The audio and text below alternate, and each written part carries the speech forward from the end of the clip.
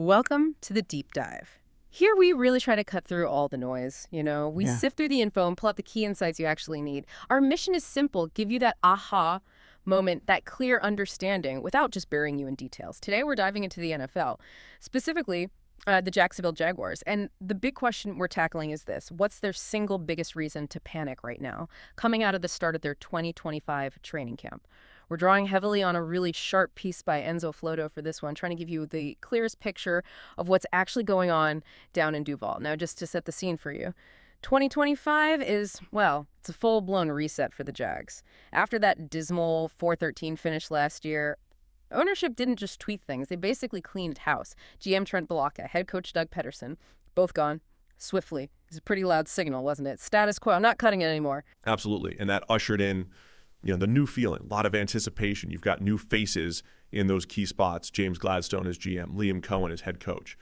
And the one that really raised some eyebrows, Hall of Famer Tony Boselli stepping in as executive VP of football ops. It's not just a coaching change. It's like a whole new leadership philosophy being put in place. They've got one massive job, basically restore some hope to a franchise that's, well, let's be honest, struggled for a long time. Give them some direction.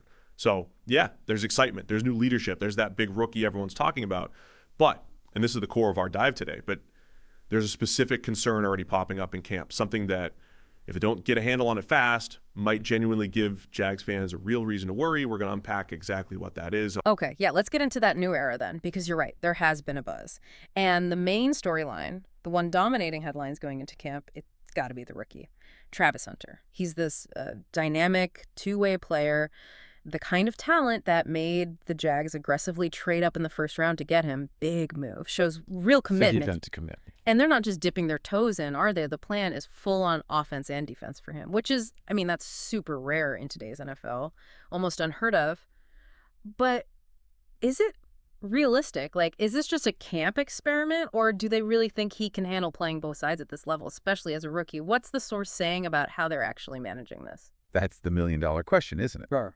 And, yeah, the source acknowledges that plenty of people outside the building are skeptical. Can he really do it week in, week out?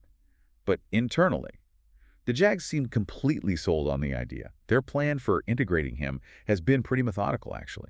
In the spring, they focused mainly on getting him up to speed on offense. The thinking was, that scheme might be a bit more complex to grasp initially.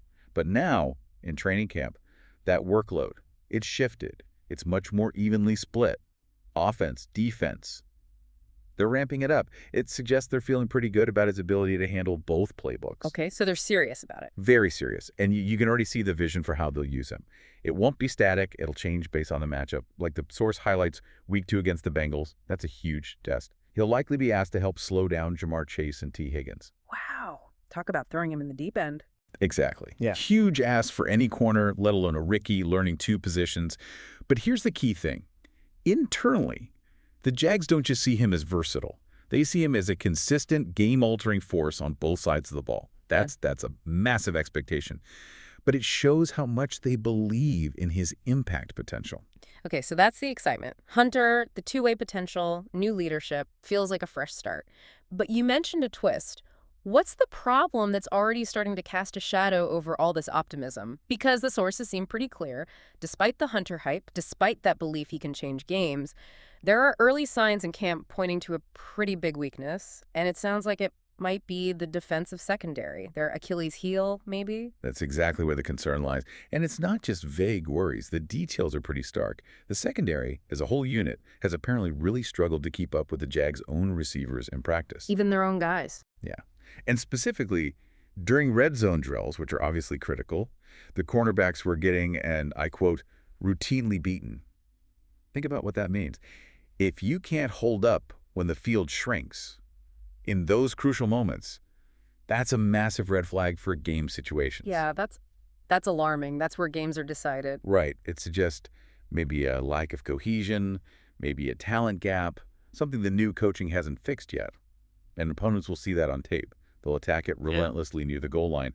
It's a fundamental vulnerability. And then you pile injuries on top of that struggle. That never helps. Sounds like they've already taken a hit there too, right? With Monteric. Yeah, exactly. Brown, he's a fourth-year guy, someone they were really counting on to be in the rotation, maybe even push for significant snaps. He went down with a leg injury, And the word is he's likely out for the rest of training camp. Oh, that hurts. Especially when the unit's already looking shaky. It does. Puts even more pressure on everyone else. And the team's reaction tells you something, too. They moved fast. Signed veteran corner Levi Wallace almost immediately. Had to waive an undrafted rookie, Aiden White, to make room. It screams immediate need, patching a hole. Levi Wallace. Okay, I know the name. He's got experience, right? Yep. Started a fair number of games for the Bills and Steelers. He does.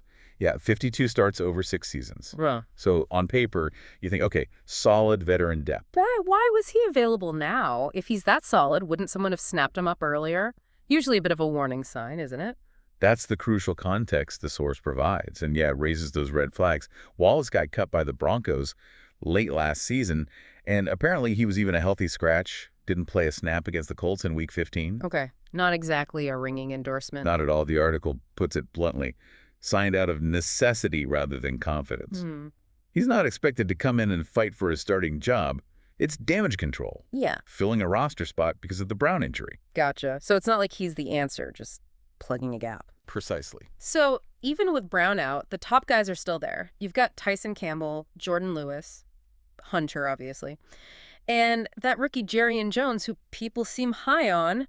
That starting group still looks okay, doesn't it? Or is the depth just that thin now? Well, that's where it gets dicey. Yeah. Depth is everything at corner, especially in this league, right? Think about who they have to play in their own division.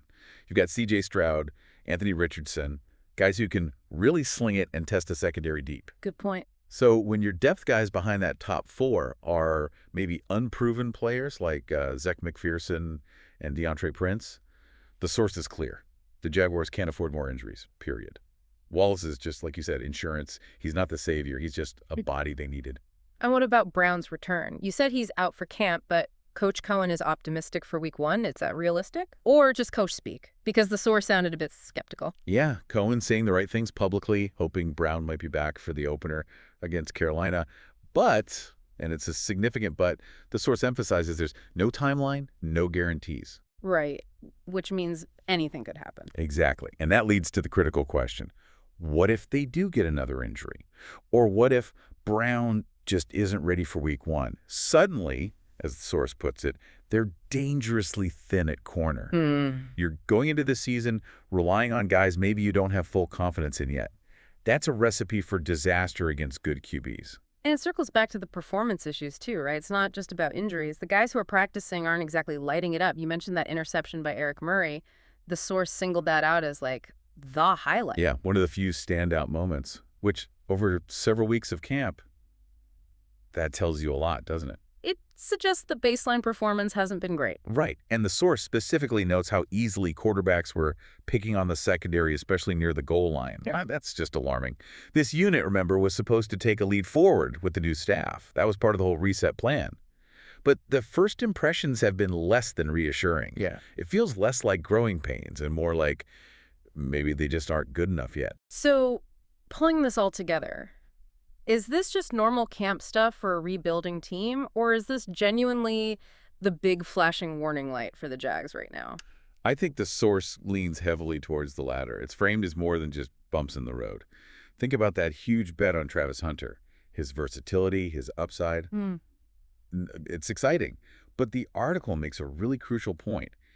Even a player of Hunter's caliber can't single-handedly patch a leaky secondary. Yeah, he can't be everywhere at once. Exactly. He's one guy.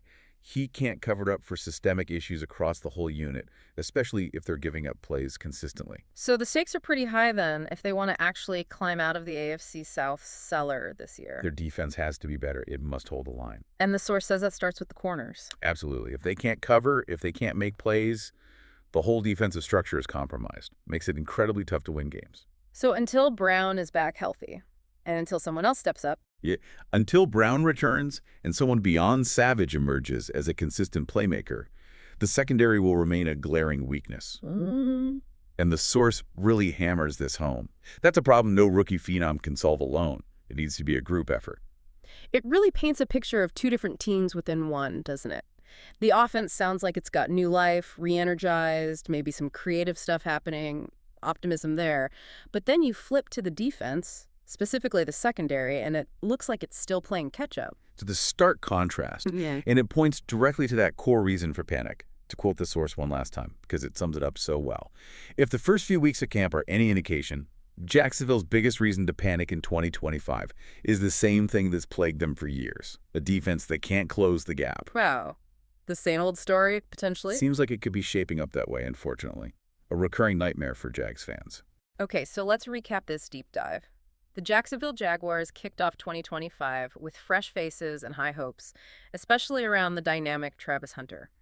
But early camp struggles and injuries in the secondary have created significant concern. It looks like this unit could be their major Achilles heel, potentially undermining that whole new era before it really begins. And that leaves us with something for you, the listener, to think about.